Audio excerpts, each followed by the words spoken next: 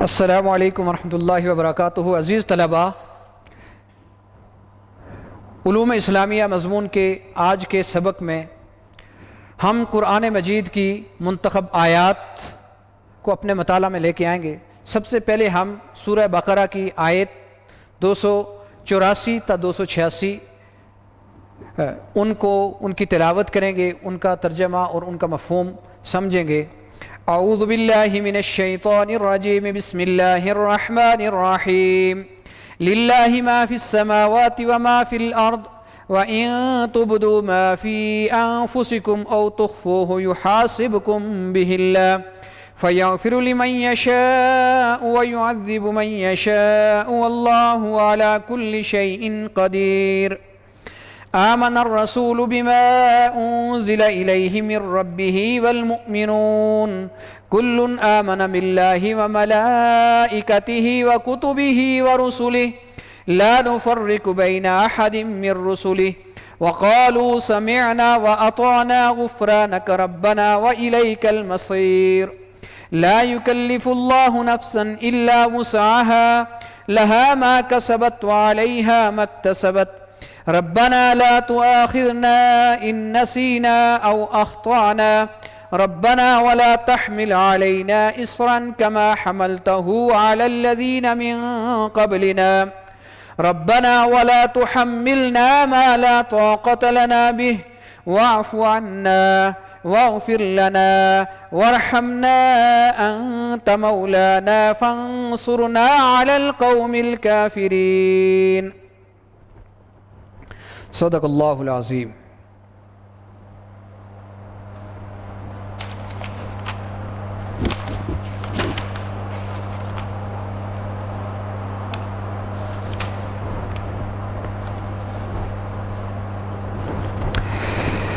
للہ ما فی السماوات وما فی الارض، اللہ ہی کے لیے ہے جو کچھ آسمانوں میں ہے اور جو زمین میں ہے۔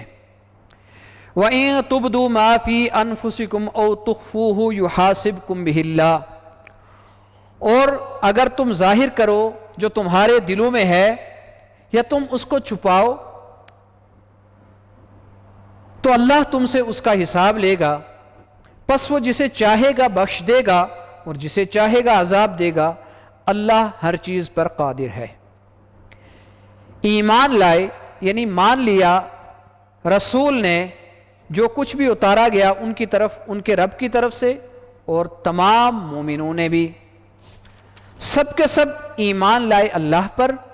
کل آمن باللہ وملائکتہ وکتبہ ورسلہ، سب کے سب ایمان لائے اللہ پر، اس کے فرشتوں پر، اس کی کتابوں پر اور اس کے رسولوں پر۔ لا نفرق بین احد من رسلہ، ہم اس کے رسولوں میں کسی میں تفریق نہیں کرتے، ہم اس کے رسولوں کے درمیان کوئی فرق نہیں کرتے۔ وقالوا، اور سب نے کہا، سمعنا، ہم نے سن لیا، واطعنا، اور ہم نے اطاعت کی، غفرانک ربنا والیک المصیر، اے اللہ ہم تیری بخشش کے طلبگار ہیں اور ہم تیری ہی طرف لوٹ کر جانے والے ہیں، ہم نے تیری ہی طرف لوٹنا ہے۔ لا یکلف اللہ نفسا الا وسعها، اللہ کسی نفس کو، کسی انسان کو اس کی وسعت سے بڑھ کر تکلیف نہیں دیتا۔ لہا ما کسبت، اس کے لیے وہ ہے جو اس نے کمایا، وعلیہا مکتسبت، اور اس پر بھی وہی ہے جو اس نے کمایا، اس کے لیے بھی وہی ہے جو اس نے کمایا اور اس پر بھی وہی ہے جو اس نے کمایا۔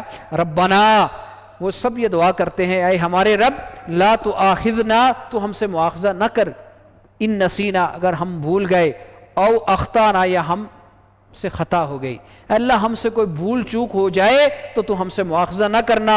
ربنا ولا تحمل علینا اسرا کما حملتہ علی الذین من قبلنا، اے اللہ تو ہم پر وہ بوجھ نہ ڈال، اے اللہ تو ہم پر ویسے بوجھ نہ لادنا، ویسے بوجھ ہمارے اوپر نہ ڈالنا جیسے تو نے ہم سے پہلے لوگوں پر ڈالا تھا۔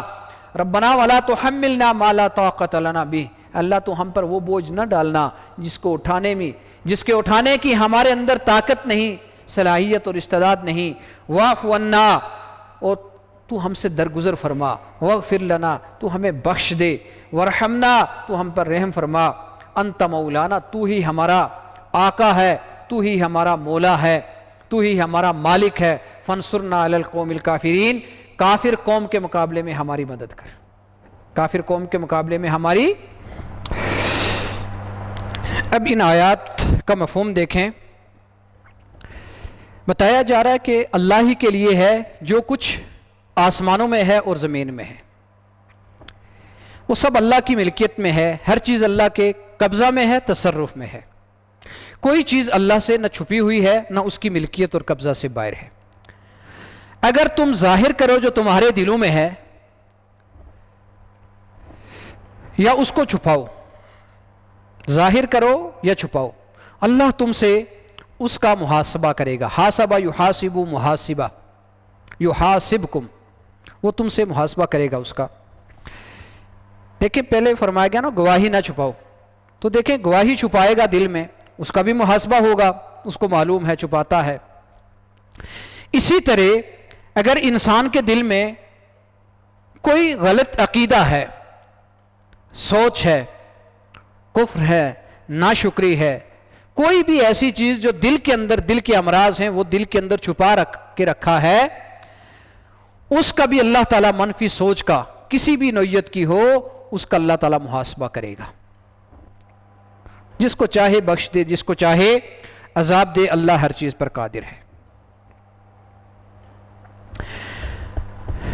اب آگے چل کے اس کی میں مزید تشریح کروں گا کہ دیکھیں کچھ چیزیں تو ایسی ہوتی ہیں کہ جو انسان نے خود اپنے دل کے اندر بسائی ہوتی ہیں، بٹھائی ہوتی ہیں، غلط سوچ ہے، منفی عقائد ہیں، غلط تصورات ہیں، اور ان کو اپنے دل میں خود راسخ کرتا ہے، دل و دماغ میں راسخ ہوتی ہے، اور اس کے مطابق اس عمل سے بھی اس کا اظہار ہوتا رہتا ہے۔ اور کچھ چیزیں ایسی ہوتی ہیں جو ویسے دل کے اندر آتی جاتی رہتی ہیں، خواطر ہیں، خیالات آتے ہیں، وسوسے آتے ہیں، ان کے حوالے سے آگے بات کر رہا ہوں میں۔ اگلی آیت میں آتا ہے آمن الرسول بما انزل الیہ من ربہ والمؤمنون، ایمان لائے رسول جو کچھ بھی اتارا گیا ان کی طرف، جو کچھ بھی ان کے رب کی طرف سے ان کی طرف اتارا گیا، اور مومن بھی، یعنی رسول پر جو کلام وحی کی صورت میں اترا، جو دین آپ پر اترا، آپ خود اس پر ایمان لائے۔ یاد رکھیے نبی کے لیے سب سے پہلے اپنی نبوت اور رسالت پر خود ایمان لانا ضروری ہوتا ہے، خود اس کو اس بات کا پختہ یقین ہونا، کامل یقین ہونا ضروری ہوتا ہے کہ میں اللہ کا نبی ہوں، اس کا رسول ہوں، اس کے دین کا امین ہوں، اور میرے پاس جو دین، جو احکام، جو کلام اللہ کی طرف سے اترا ہے یہی حق ہے، اس کے لیے میں نے پوری جانسوزی کے ساتھ کام کرنا ہے۔ دیکھیں اگر خود ہی دنیا کے اندر کوئی بھی شخص ایسا ہے جب اپنے نظریے پر، اپنے پروگرام پر اسے خود یقین نہ ہو تو وہ دعوت کیا دے گا، اس کے لیے قربانی کیا دے گا، دوسرے لوگوں کو اپنے ساتھ کیا ملائے گا؟ اس لیے فرمایا گیا کہ ایمان لائے رسول جو کچھ آپ پر اتارا گیا، پورا دین قرآن مجید کی صورت میں، دوسری وحی کی صورت میں جو آپ پر کتاب و حکمت نازل ہوئی، آپ خود اس پر ایمان لے کے آئے۔ آمن الرسول بما انزل الیہ من ربہ، ان کے رب کی طرف سے، والمؤمنون، اور مومن بھی، تمام اہل ایمان نے بھی اس کو حق مان لیا۔ اب اس ایمان، اس مؤمن بھی جن چیزوں پر ایمان لایا جا رہا ہے ان کی تفصیل مختصر ذکر کی گئی۔ کلن، سب کے سب، آمنا، ایمان لائے، باللہ، اللہ پر۔ اللہ پر ایمان کا مطلب کیا؟ یہ یقین رکھنا کہ وہ وحدہ لا شریک ہے، اللہ کی توحید پر، اس کو ذات، صفات کے تقاضوں میں یکتا ماننا، اس کے احکامات کو ماننا، کسی کو اس کو برابر نہ سمجھنا، کائنات کا خالق، مالک، رازق صرف اسی کو سمجھنا، یہ ایمان باللہ ہے۔ تفاصیل آپ توحید کے ذیل میں پڑھتے ہیں۔ وملائکتہ، اور اس کے فرشتوں پر، ملائکہ ملک کی جمع ہے، اللہ کے فرشتے، یعنی یہ سمجھنا کہ فرشتے اللہ کی نورانی مخلوق ہیں اور اس کے حکم سے کائنات میں مختلف کام سر انجام دے رہے ہیں، ان کی ذمہ داریاں ہیں، ان میں کوئی کوتاہی نہیں کرتے، جو حکم دیا جاتا ہے وہ سر انجام لاتے ہیں، معصوم مخلوق ہے، اللہ کی بیٹیاں نہیں ہیں، دیویوں دیوتاؤں جیسا فاسد عقیدہ نہ رکھنا، یہ فرشتوں پر یقین رکھنا ہے۔ کتبی ہی، اس کی تمام کتابوں پر، کیا مطلب کہ ہر دور میں جیسے انبیاء اترے، انبیاء کو مبعوث کیا گیا، اسی طرح ان پر کتابیں اتری۔ ہر دور میں جس قوم کی طرف جس نبی کو بھیجا گیا اور جو کتاب اتری وہ برحق تھی، اس کو ماننا اس دور کی قوم کے لیے ضروری تھا۔ یہ ایمان بالکتب کا مفہوم ہے۔ ورسولہ، اور رسولوں پر، تمام رسول ایک ہی دین کو لے کر آئے، ہر نبی برحق تھا، ہر نبی واجب الاطاعت تھا، بشر تھا، معصوم تھا۔ فرمایا لا نفرق بین احد من رسلی، ہم اس کے رسولوں میں تفریق نہیں کرتے، فرق نہیں کرتے، سب ایک حق کے راہ رو تھے، سب جو ہے وہ اللہ کے پسندیدہ تھے۔ ہاں یعنی اس جماعت کے اندر، یعنی اس دائرے کے اندر رہتے ہوئے کہ سارے معصوم تھے، سب برگزیدہ تھے، سب واجب الاطاعت تھے، سب نے دین کی طرف، اس دائرے کے اندر سب کو شریک مان کے ایک دوسرے پر فضیلت رکھتے تھے۔ یاد رکھیے، ہم کسی نبی کی فضیلت اس انداز میں بیان کرنے کے، خود حضور نے منع کیا ہے، اس انداز میں بیان کرنے کے قائل نہیں ہے کہ جس میں کسی دوسرے نبی کی شان میں تنقیص کا پہلو نمایاں ہوتا ہو۔ وَقَالُوا سَمِعْنَا وَأَطَعْنَا غُفْرَانَكَ رَبَّنَا وَإِلَيْكَ الْمَصِيرُ، اور اہل ایمان کیا کہتے ہیں؟ اللہ ہم نے سن لیا، ہم نے اطاعت کر لی۔ یہ نہیں بنی اسرائیل کی طرح کہ ہم نے سنا اور ہم نے نافرمانی کی، یہ نہیں کہتے۔ غفرانک، اللہ ہم تیری بخشش طلب کرتے ہیں، ہم نے سنا اطاعت کی، لیکن ہم بشری تقاضوں سے تو مبرہ نہیں ہو سکتے، بشری استطاعت کے اندر رہتے ہوئے ہم تیرے احکامات کو مانتے ہیں، ہم سے پھر بھی لغزشیں ہو جاتی ہیں نفس کے تقاضوں سے اور کمزوریوں کی وجہ سے۔ اللہ ہم تیری بخشش چاہتے ہیں، ہم نے تیری طرف لوٹ کر جانا ہے۔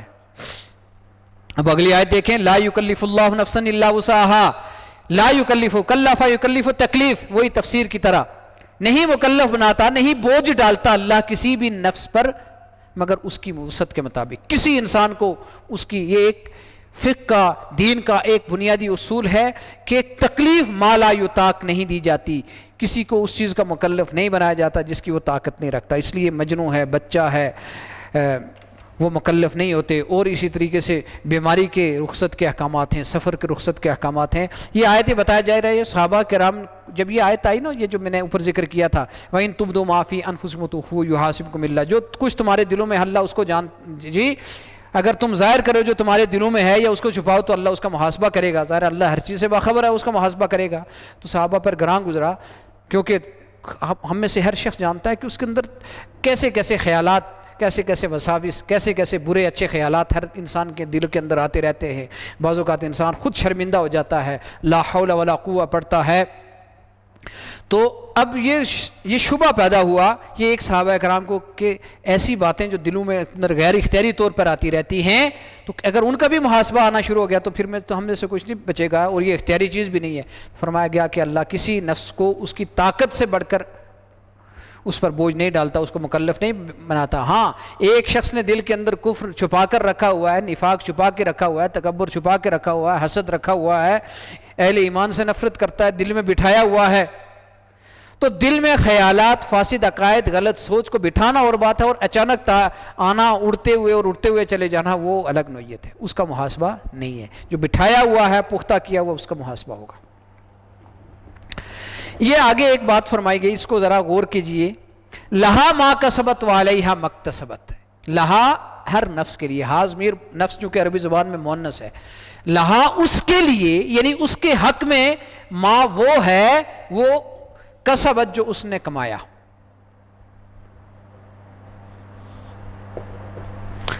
لہا ما کسبت اس کے لیے وہ ہے جو اس نے کمایا، وعلیہا اور اس پر ہے، علیہا اس پر ہے، اس پر لازم ہے، اس پر وبال ہے، ما اکتسبت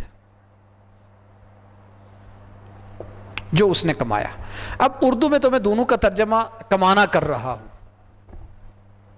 لیکن ذرا غور کریں، لہا جب کہا جائے نا، لکا لہا، تو کسی کے فائدے کے لیے کوئی چیز ہوتی ہے، لکا تیرے لیے، تیرے حق میں، تیرے فائدے میں، اور علا ہے الزام کے لیے، تیرے اوپر لازم ہے۔ جس طرح آتا نا قرآن حجت لکا، قرآن تیرے لیے حجت ہے، او علیہ کا، یا تیرے اوپر یعنی تیرے خلاف جائے گا۔ تو علیہا یعنی اس پر وبال کی صورت میں جو اس نے کمایا، اس کو سمجھے. لہا ما کسبت اس کے لیے وہ ہے، یعنی اس کو ثواب ہوگا، اس کو اجر ملے گا جو اس نے کمایا. یہ کسب ادنا سا کمانے کو کہتے ہیں، تھوڑی سی محنت کر کے. جبکہ کسب اور اکتساب میں کیا فرق ہے ذرا یہ سنیں. کسب یکسب کمانا، کسب یکسب کمانا. جبکہ اکتساب جو ہے وہ ہے اکتسب یکتسب، اقتباس، اکتساب، اکتساب، اکتسب یکتسب، اکتسب یکتسب، اکتسابن، اکتسابن، اکتساب اردو میں بھی استعمال ہوتا ہے. اب کسب اور اکتساب میں فرق کیا ہے کہ دیکھیں کسب کہتے ہیں تھوڑی سی محنت کر کے اگر کسی نے کوئی کام کر لیا نا، کوئی چیز کما لی تو اس کو کہتے ہیں. جبکہ اکتساب پوری توانائی صرف کرنے کو کہتے ہیں، جیسے جوہد اور اجتہاد ہے. باب افتعال میں جب بھی کوئی اس طرح کا مصدر جاتا ہے تو اس کا مطلب یہ ہوتا ہے کہ وہاں پر اس کام کے لیے آپ اپنی تمام تر توانائیاں صرف کرتے ہیں. جیسے انتظام، انتشار، توانائیاں صرف کر کے تو معاشرے میں وہ انتشار پھیلا دینا. افتراق، اکتساب، تو انتفاع. اب یہ اکتساب کا مطلب یہ ہے کہ پوری توانائیاں صرف کریں. اب یہ فرق سمجھانے کے لیے میں نے کہا کہ نیکی اگر کرے، کوئی نیت ہی کر لے یا تھوڑی سی کام کر لے نا تو اس کو ثواب ہو جاتا ہے. گناہ تب ہوتا ہے جب پوری توانائیاں صرف کر کے گناہ کو سر انجام دے دے. اس کی وضاحت ایک حدیث کی صورت میں ہوگی. ایک حدیث کے اندر آتا ہے کہ انسان جب نیکی کی نیت کرتا ہے، نیکی کی نیت کرتا ہے اور عمل نہیں کرتا تو ایک نیکی لکھ دی جاتی ہے. صرف نیت کرے اور اس کے اوپر عمل نہ کر سکے کسی وجہ سے، کوئی بھی اچھا ارادہ کیا نیک کام کا، عمل نہیں کر سکا، ایک نیکی لکھ دی جاتی ہے. فرمایا اگر وہ اس پر عمل کر بھی دیتا ہے نیت کر کے تو پھر ایسی صورت میں اس کے لیے 10 نیکیاں 10 سے بڑھا کے کئی سو گنا تک، 700 گنا تک اس کا اجر بڑھا دیا جاتا ہے. اس کے مقابلے میں اگر انسان گناہ کا ارادہ کرے، کسی برے کام کا ارادہ کرے لیکن پھر اس پر عمل نہ کرے، تو اب چاہیے تو یہ تھا نا ایک گناہ لکھ دیا جاتا، لیکن ایسا نہیں ہوتا. فرمایا گناہ کا ارادہ کرے اور پھر اس پر عمل نہ کرے، اس گناہ کو ترک کر دے تو پھر بھی ایک نیکی لکھ دی جاتی ہے. اور اگر گناہ کا ارادہ کرے اور پھر اس پر عمل بھی کرے تو صرف ایک گناہ لکھ دیا جاتا ہے. یہ اللہ تعالیٰ کا ایک انسان پر فضل ہے. اس لیے اب سمجھ آئی، اکتساب پوری توانائی اثر کر، یعنی گناہ تب ہوگا جب اس نے سب کچھ کر لیا اور پھر بھی کہتے ہیں فرشتے موقع دیتے ہیں. بعض حدیث میں آتا ہے کہ موقع دیتے ہیں کہ شام تک توبہ کر لے، نہیں لکھی جاتی، کچھ مٹا دی جاتی ہے، نہیں لکھی جاتی. تو اکتساب کا مطلب یہ ہے کہ نیکی میں تو اس نے معمولی سی کمائی کر لی تو اس کو مل جائے گا، گناہ میں پوری توانائیاں صرف کی تو اس کو اس کا گناہ ملے گا. اب سمجھ آئیے کسبت اور اکتساب کا مطلب. لہا ما کسبت وعلیہا ما اکتسبت. ہاں یہاں ایک ازالہ، ایک شبہ کا ازالہ بتانا ضروری ہے کہ یاد رکھیں یہ جو میں نے کہا نا کہ اگر گناہ کا ارادہ کیا اور پھر اس پر عمل نہیں کیا تو ایک نیکی ملے گی. اصل میں ارادے کے بہت سے درجے ہوتے ہیں. ایک عزم کا درجہ ہے، عزم کے درجے میں نیکی ہو یا گناہ ہو دونوں کا ثواب جزا ملتا ہے. یہ ارادے سے مراد ہے کہ ہلکا سا ارادہ آیا تھا اور پھر خود ہی سوچ لیا کہ مثلا کسی نے سوچا میں فلاں کے گھر چوری کر لیتا ہوں، لیکن بعد میں سوچا یار چوری بہت غلط گناہ کام ہے، مجھے نہیں کرنا چاہیے، خود ہی باز آ گیا اور سوچ کے اپنے آپ کو روک دیا، تو ایسی صورت میں اس کو اللہ تعالیٰ اجر دیں گے گناہ کے ارادے سے، خود باز آ جائے کسی بھی گناہ کے ارادے سے. لیکن اگر عزم کر کے چلا جائے، مثال کے طور پر اس نے کہا میں چوری کروں گا، چوری کے ارادے سے پورا اسلحہ لے کر جو اس کے لوازمات پورے کر کے آگے گیا، آگے جا کے دیکھا کہ طاقتور گارڈ کھڑا ہے، کتے باندھے ہوئے ہیں، اہل خانہ جاگ رہے ہیں، سیکورٹی کا انتظام موجود ہے اور جان سے جاؤں گا، اور وہاں سے کہا جی بس میں نے ارادہ نہیں کیا ہوا تھا، تو ایسی صورت میں اس کا عزم تھا وہاں پر گناہ گار ہوگا. یہی مثال باقی سب گناہوں کی ہے، وہاں پر گناہ ہوگا کیونکہ اس نے کوئی کسر نہیں چھوڑی. لہا ما کسبت وعلیہا مکتسبت. اس کے بعد اہل ایمان کی دعا ہے ربنا اے ہمارے اب لا تؤاخذنا نہیں کا صیغہ ہے اللہ تو ہم سے مواخذہ نہ کرنا ان نسینا. دیکھیں دو چیزیں ہوتی ہیں, ایک ہوتا ہے نسیان بھول جانا, نیکی کا کام کوئی کرنا تھا بھول گیا, ان نسینا کوئی بھی. حضور نے فرمایا رفیع علی ان امتی اللہ ان اللہ تجاوز علی ان اللہ حدیث ہے ان اللہ تجاوز علی اللہ تعالیٰ نے میرے لیے میری امت سے ان امتی میری امت سے اٹھا لیا, تجاوز کر لیا, درگزر کر لیا. الخطأ والنسیان بھول چوک و مستکرہ علیہ جس پر مجبور کیا جائے. ان اللہ تجاوز علی ان امتی اللہ نے میرے لیے میری امت کو معاف کر دیا. الخطأ چوک ہو جائے, کرنا نہیں چاہتے تھے, غلط خطان کوئی کام ہو گیا, مارنا نہیں چاہتا تھا کسی کو, خطان لگ گئی. والنسیان اور اسی طرح بھول گیا, کوئی کام کرنا تھا نہیں کر سکتا. وما استکرہ علیہ جس پر انہیں مجبور کیا جائے, زبردستی کسی نے کوئی کام کرا دیا. آپ کو پتہ نا الا من اکرہ وقلبہ مطمئن بالایمان, زبردستی کو کلمہ کفر بھی کرا دے کافر تو نہیں ہوتا انسان. جان سے ماروں گا جی, جان سے جاؤ گے یہ تو اس طرح کی صورت میں تو یہ چیزیں شریعت میں معاف ہیں. یعنی اس پر اس کا مطلب کیا ہے, آخرت میں گناہ نہیں ہوگا. دنیا میں احکامات مرتب ہوتے رہتے ہیں, یہ بات ذہن میں رکھ لیجئے. دنیاوی معاملہ الگ ہے, آخرت میں اللہ نے تجاوز کر لیا اس سے. فرمایا اے اللہ تو ہم سے مواخذہ نہ کرنا اگر ہم بھول گئے یا ہم سے خطا ہو گئی.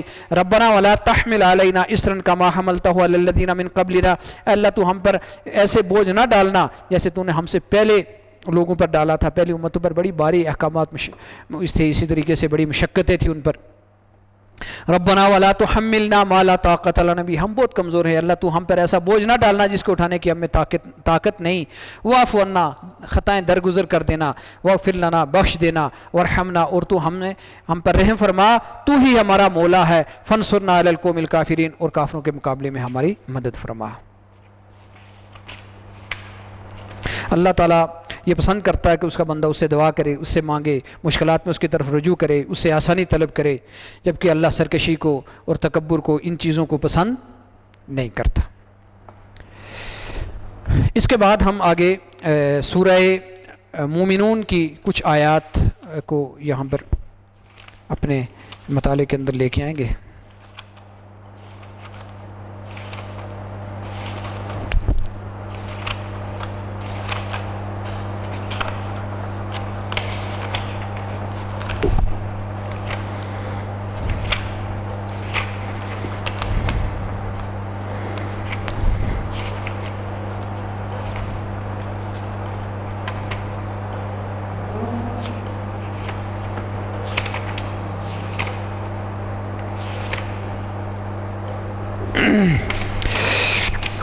اس سے پہلے یہ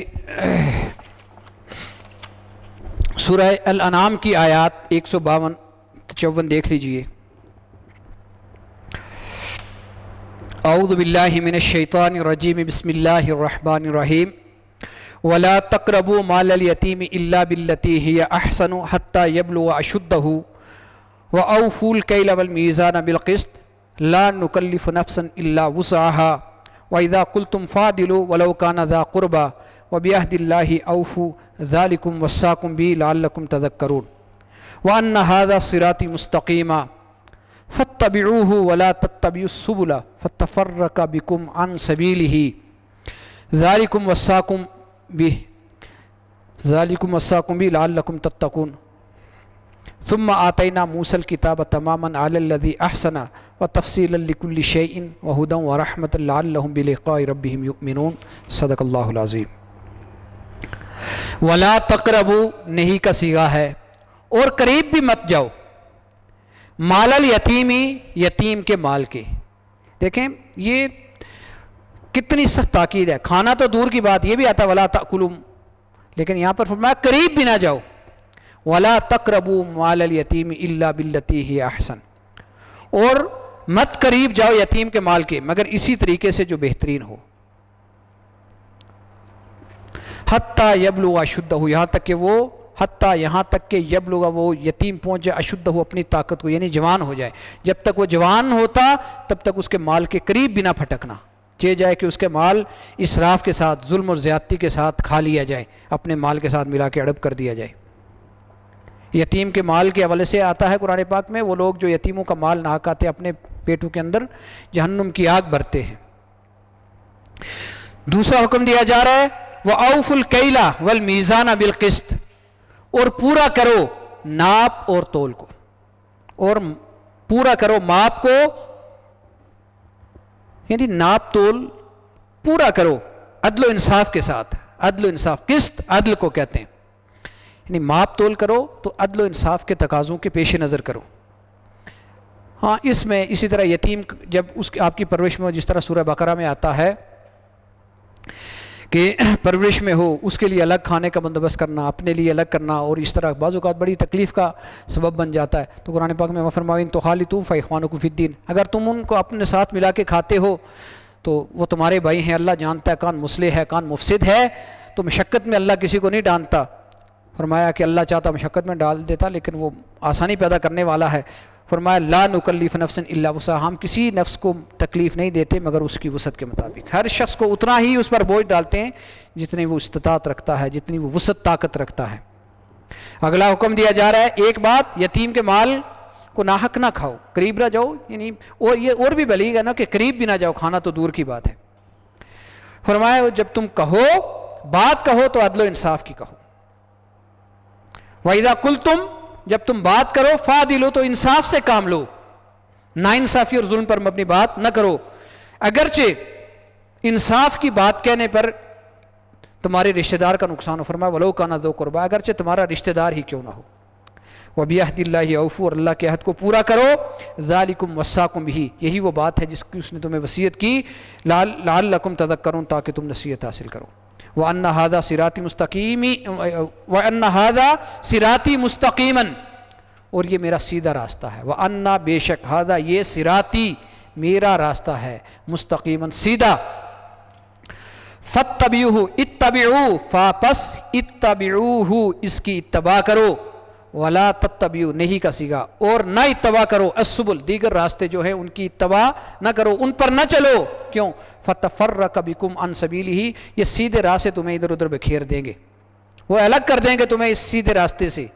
ذالکم، پھر فرمایا وصاکم بہ لعلکم تتقون، تذکرون، نصیحت حاصل کرو. لعلکم تتقون، تاکہ تم پرہیزگاری اختیار کرو، تاکہ تم ڈرو بچو. اس کے بعد فرمایا ثم آتینا موسیٰ الکتاب، پھر ہم نے موسیٰ علیہ السلام کو کتاب عطا کی. تماماً علی الذی احسن، پورا کرنے کے لیے نعمت کو اس شخص پر جس نے الذی احسن، جس نے نیکی کی. وتفصیلاً، اور تفصیل بیان کرنے کے لیے. لکل شیء، ہر چیز کی. وہدن، اور ہدایت. ورحمت، جو باعث ہدایت اور باعث رحمت تھی. لعلہم بلقاء ربہم یؤمنون، تاکہ وہ اللہ کی ملاقات پر، اللہ سے ملنے پر ایمان لے کے آئیں. تو سورہ انعام کی آیات میں اللہ کے ساتھ شریک ٹھہرانا، اس سے اس کی حرمت کو بیان کیا گیا، شرک کی. پھر حکم دیا گیا کہ والدین کے ساتھ اچھا برتاؤ کرو. مفلسی کے ڈر سے اولاد کو قتل نہ کرو، بے حیائی کے کام نہ کرو، کسی نفس کو بھی ناحق قتل نہ کرو. یتیم کے مال کو ناجائز نہ کھاؤ، ناپ تول میں کمی نہ کرو، گواہی میں بے انصافی نہ کرو، اگرچہ رشتہ دار کے خلاف ہی کیوں نہیں جاتی. اللہ تعالیٰ کے عہد کو پورا کرو. سیدھے راہ کو چھوڑ کے باقی راستے اختیار نہ کرو، بھٹک جاؤ گے.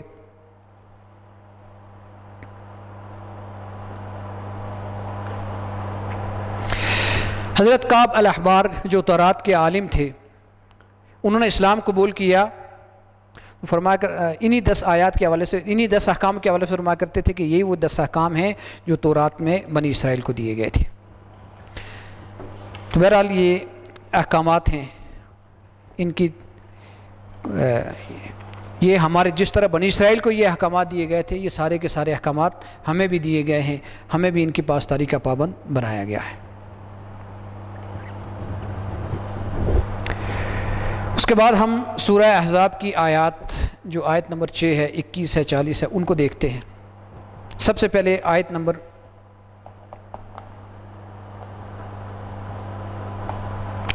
ایک اس سے پہلے جو آیت میں فرمایا گیا نا کہ یہ ہم نے موسیٰ علیہ السلام کو ثم آتینا موسیٰ الکتاب، حضرت موسیٰ کو کتاب دی. تو موسیٰ علیہ السلام کو تورات عطا کی گئی تھی نا. تو اب اس کا ذکر کیوں کیا گیا کہ ثم آتینا موسیٰ الکتاب؟ یہ اس لیے ذکر کیا گیا کہ یہ جو احکامات دیے جا رہے ہیں یہ سارے کے سارے جو آپ کے سامنے ابھی آئے ہیں، یہ صرف آپ کو نہیں دیے گئے کہ لوگ شور و گل مچانا شروع کر دیں، کہیں جی کہ نئی چیز آ گئی۔ فرمایا موسیٰ علیہ السلام کو بھی دیے گئے تھے۔ جو شخص بھی نیکی کرنا چاہے، بھلائی کرنا چاہے، احسان کے درجے کو پہنچنا چاہے، تو حضرت موسیٰ علیہ السلام کو بھی دیا گیا تھا اس کو،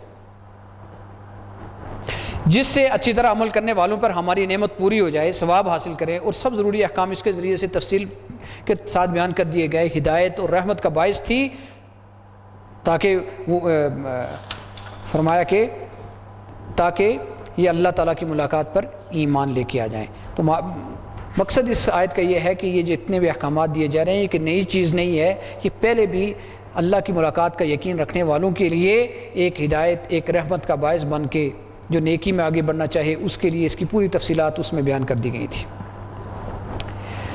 سورہ احزاب کی آیت نمبر 6 دیکھیں۔ اعوذ باللہ من الشیطان الرجیم، بسم اللہ الرحمن الرحیم۔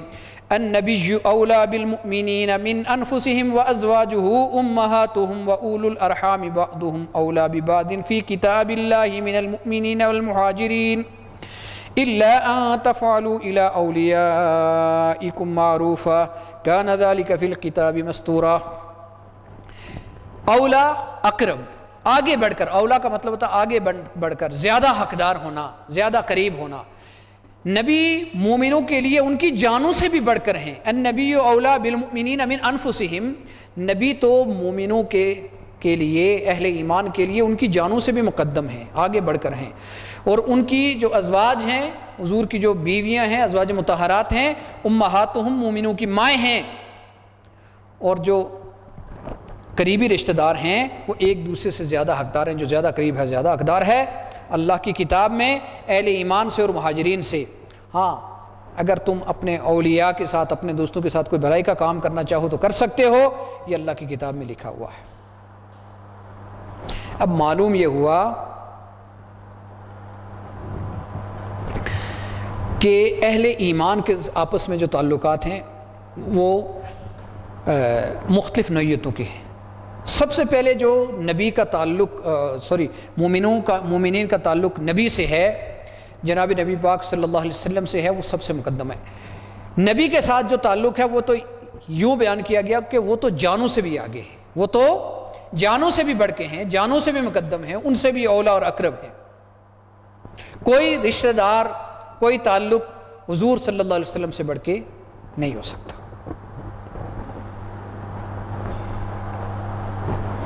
اور حضور صلی اللہ علیہ وسلم ان کے حوالے سے جس طرح سورہ توبہ کے اندر آتا ہے کہ لَقَدْ جَاءَكُمْ رَسُولٌ مِّنْ أَنفُسِكُمْ عَزِيزٌ عَلَيْهِ مَا عَنِتُّمْ، وہ اتنے شفیق ہیں، وہ اتنے مہربان ہیں۔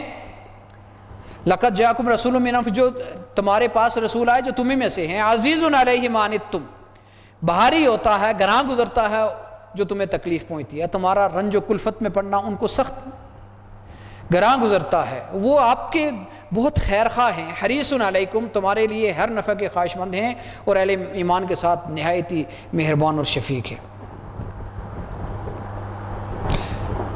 اور حضور صلی اللہ علیہ وسلم کا امت کے ہر فرد سے جو تعلق تھا، رشتہ تھا، وہ دیکھیں ہر طرح کی غرض سے، عرض سے پاک تھا، صرف امت کی خیر اور فلاح پیش نظر تھی، کبھی کسی سے کوئی اجر اور چیز اس کی طلب نہیں کی۔ اور اس کے بعد پھر بتایا کہ جو قریبی رشتہ دار ہوتے ہیں وراثت میں، ان چیزوں میں وہ باقی دوستوں سے، باقی اہل ایمان سے جو رشتہ دار ہوتے ہیں وہ بڑھ کر ہوتے ہیں۔ ہاں اگر اپنی زندگی کے اندر کسی کے ساتھ کوئی بھلائی کرنا چاہے تو وہ الگ بات ہے۔ اس کے بعد اگلی آیت بڑی مشہور آیت ہے، لَقَدْ كَانَ لَكُمْ فِي رَسُولِ اللَّهِ أُسْوَةٌ حَسَنَةٌ، یقیناً تمہارے لیے حضور صلی اللہ علیہ وسلم میں، یعنی حضور صلی اللہ علیہ وسلم کی زندگی میں بہترین نمونہ موجود ہے۔ اسوۃ حسنہ موصوف صفت، اچھا نمونہ موجود ہے، بہترین نمونہ موجود ہے تمہارے لیے حضور میں، حضور کی زندگی میں، آپ کی سیرت میں، آپ کی سنت میں۔ لمن کان یرجو اللہ والیوم الآخرہ، جو وہ اس شخص کے لیے، ان لوگوں کے لیے جو اللہ روز آخرت پر یقین رکھتے ہیں اور اللہ تعالیٰ کا ذکر کثرت سے کرے۔ عام قاعدے کی بات بتا دی گئی کہ کوئی شخص زندگی کے کسی بھی شعبے میں ہو، انفرادی، اجتماعی، معاشرتی، کوئی بھی ذمہ داری، تو اس کے لیے حضور صلی اللہ علیہ وسلم کی زندگی کے اندر ایک بہترین نمونہ موجود ہے۔ ان کی اطاعت کرے گا اللہ کی محبت نصیب ہوگی، ان کی اطاعت اللہ کی اطاعت ہے، اور ان کی اطاعت ہر طرح کی کامیابی، اور ان کی حضور صلی اللہ علیہ وسلم کی اطاعت سے روگردانی کرنا ہر طرح کی ناکامی اور خسران کا سبب ہے۔ اگلی آیت مبارکہ آیت نمبر 40، یہ حضور صلی اللہ علیہ وسلم کی ختم نبوت سے متعلق ہے، حضور صلی اللہ علیہ وسلم کی ختم نبوت سے متعلق ہے، مشہور آیت ہے، ہر ایک کو یہ یاد ہونی چاہیے، یہ میں یہاں پر لکھ بھی رہا ہوں۔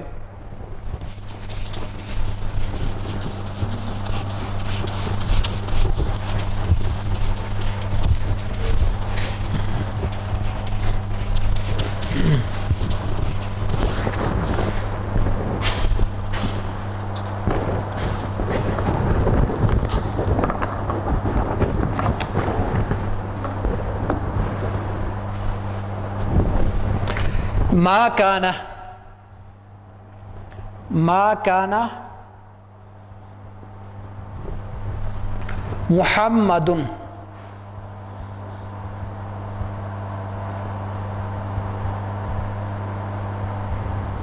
ابا احد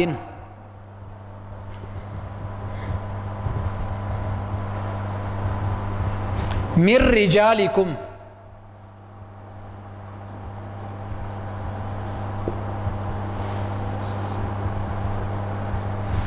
پہلی بات، نہیں ہے محمد صلی اللہ علیہ وسلم باپ کسی کے تمہارے مردوں میں سے، من رجالکم تمہارے مردوں میں سے کسی کے، محمد صلی اللہ علیہ وسلم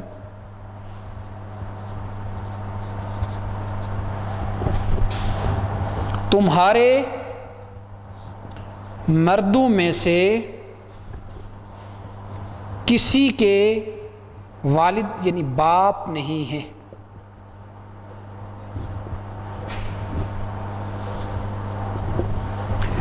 دوسری بات، ولیکن رسول اللہ، ولیکن رسول اللہ، لیکن اللہ کے رسول ہیں، ولیکن رسول اللہ و خاتم النبیین،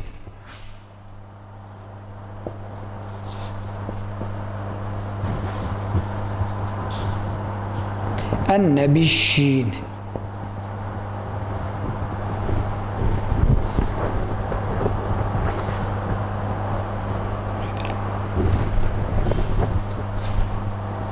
وکان اللہ، وکان اللہ، اور اللہ تعالیٰ بکل شیء علیما، ہر چیز سے باخبر ہے، وکان اللہ بکل شیء علیما۔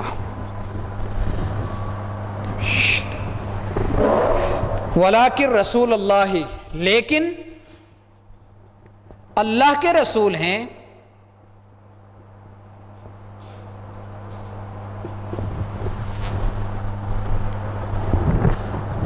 وہ خاتم النبیین، اور خاتم النبیین ہیں۔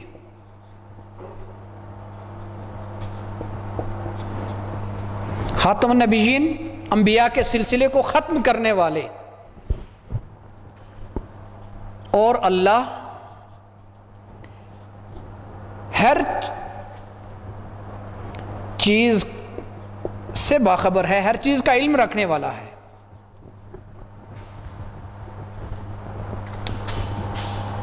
ہر چیز کو جاننے والا ہے، علیم ہے۔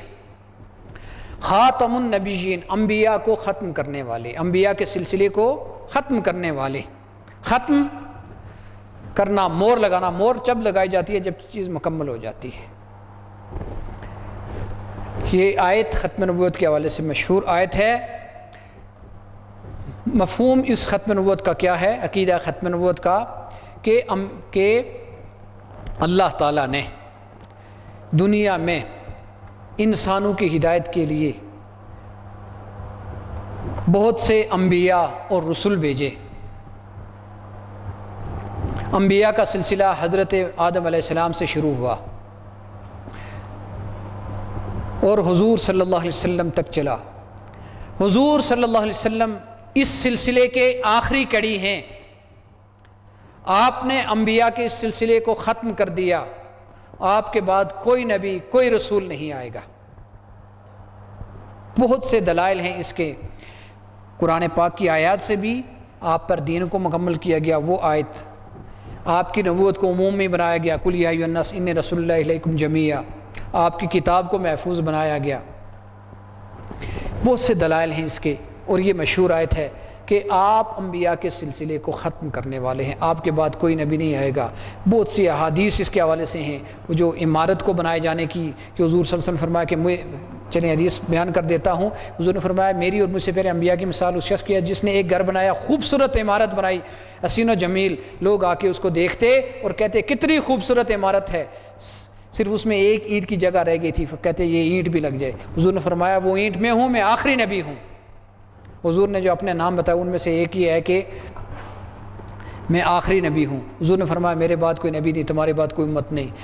حضور نے فرمایا بنی اسرائیل کی سیاست، ان کے امور کی نگہبانی انبیاء کیا کرتے تھے، جب بھی کوئی نبی دنیا سے جاتا، نیا نبی آ جاتا، میرے بعد کوئی نبی نہیں، میرے بعد خلفاء ہوں گے، کافی ہوں گے۔ بہت سی احادیث ہیں، بہت سی، تو یہ ختم نبوت کے حوالے سے ایک مشہور آیت ہے۔ اگلی آیت مبارکہ دیکھیں، یہ بھی سورہ احزاب کی آیت ہے۔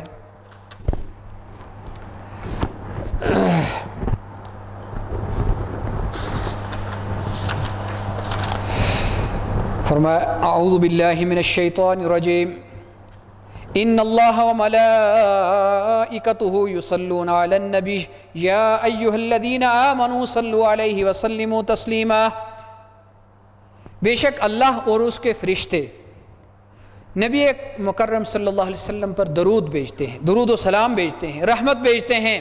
اے ایمان والو تم بھی حضور صلی اللہ علیہ وسلم پر درود بھیجو کثرت کے ساتھ۔ مشہور آیت مبارکہ ہے۔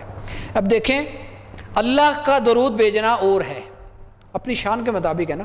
اللہ تعالیٰ آپ کے درجات کو بلند کرتے ہیں، رحمتیں نازل کرتے ہیں، آپ کی امت کو بڑھا رہے ہیں، آپ کے دین کو، آپ کے ذکر کو بلند کر رہے ہیں، یہ ساری اللہ کی طرف سے رحمت ہے۔ اللہ کا درود بھیجنا ایسے ہے، اپنی شان کے مطابق ہے۔ فرشتوں کا حضور کے لیے دعا کرنا، اور ہمارے لیے درود کیسے ہے کہ ہم اللہ تعالیٰ سے دعا کرتے ہیں، اللہم صلی علی محمد وعلی آل محمد کما صلیت علی ابراہیم وعلی آل ابراہیم انک حمید مجید، اللہم بارک علی محمد وعلی آل محمد کما بارکت علی ابراہیم وعلی آل ابراہیم انک حمید مجید۔ ہم بھی اللہ سے دعا کرتے ہیں۔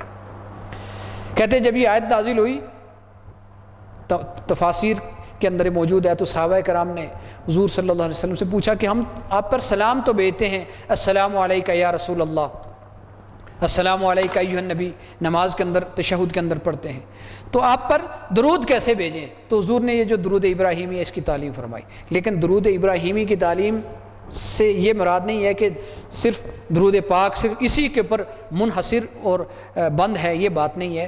کوئی بھی ایسے الفاظ کہ جس میں تین چیزیں ہوں، ایک تو اللہ سے دعا ہو، حضور پر صلات یعنی درود کا لفظ ہو، سلام کا ہو، اس کو اختیار کیا، اس کو پڑھا جا سکتا ہے۔ اس لیے کتب کے اندر آپ کو بہت سے مختصر طویل اس طرح کے جو درود پاک ہیں وہ آپ کو ملیں گے۔ اللہم صلی علی سیدنا محمد وعلی آل سیدنا ومولانا محمد وعلی اطرت سیدنا محمد وبارک وسلم، اللہم صلی علی سیدنا محمد وعلی آلہ وصحبہ وبارک وسلم۔ یعنی اچھا ایک اور بات، بعض علماء نے لکھا ہوا ہے کہ چونکہ نماز کے اندر دیکھیں یہاں پر صلاۃ و سلام دونوں کی بات کی گئی ہے نا، تو نماز کے اندر چونکہ ہم تشہد کے اندر پڑھ لیتے ہیں السلام علیکہ ایھا النبی پڑھتے ہیں، اور اس لیے بعد میں صلاۃ آ جاتی ہے، سلام وہاں پر ہے، اس لیے اگر نماز کے علاوہ کہیں پر درود پاک پڑھیں تو وہاں پر اگر ایسا درود لایا جائے جس میں سلام کے الفاظ بھی ہوں تو وہ زیادہ بہتر ہے۔ آگے فرمایا ان الذین یؤذون اللہ ورسولہ لعنہم اللہ فی الدنیا والآخرہ، وہ لوگ جو اللہ اور اس کے رسول کو ایذا پہنچاتے ہیں اللہ نے ان پر لعنت کی ہے دنیا اور آخرت میں۔ وعد لہم عذاب مہینہ، ان کے لیے ذلت کا عذاب، وہ ذلیل ہوں گے جو رسول اللہ اور اس کے رسول کو ایذا پہنچاتے ہیں۔ اللہ کو ایذا پہنچانا آپ کو پتہ ہے، جو اللہ کے حبیب حضور ہیں، اہل ایمان ہیں، ان کو ایذا پہنچانا اللہ کو ایذا پہنچانا ہے، اور اللہ کے رسول کو ایذا پہنچاتے ہیں مخالفت کے ساتھ، تکلیفوں پہنچاتے ہیں۔ فرمایا دنیا میں بھی ان پر لعنت ہے، اللہ نے ان پر دنیا میں لعنت کی ہے اور آخرت میں، یعنی اس کو اپنی رحمت سے دور، لعنت کہتے ہیں اللہ کی رحمت سے دور ہو جانے کو، بعید ہو جانے کو۔ فرمایا ان کے لیے ذلت کا عذاب اللہ نے تیار کر رکھا ہے۔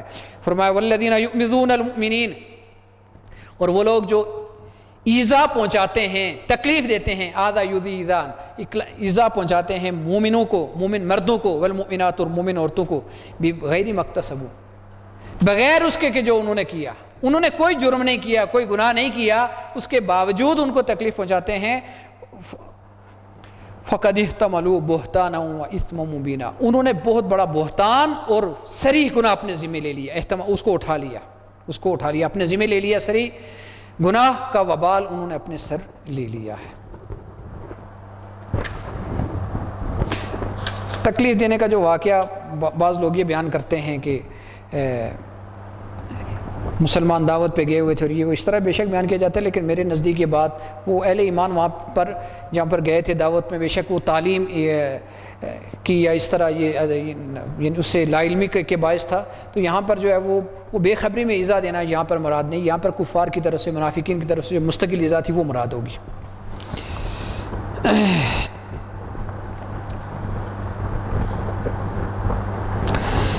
باقی جو اہل ایمان کو تکلیف دینا، یہاں پر جو منافقین کا عام رویہ تھا کہ اہل ایمان کو کبھی کچھ، کبھی کسی بانے کوئی اس طرح کے وہ نان ایشوز اور اس طرح کی چیزیں کھڑی کر کے اہل ایمان کو تکلیف پہنچاتے تھے۔ کبھی حضرت عائشہ پہ الزام لگا دیا، کبھی غریب فقراء پہ الزام لگا دیا، کبھی مہاجرین اور انصار کو لڑانے کی کوشش کی، کبھی کچھ۔ فرمایا یہ صریح گناہ کے مرتکب ہو رہے ہیں اور اس کا وبال انہیں ملے گا۔ وآخر دعوانا الحمد للہ رب العالمین۔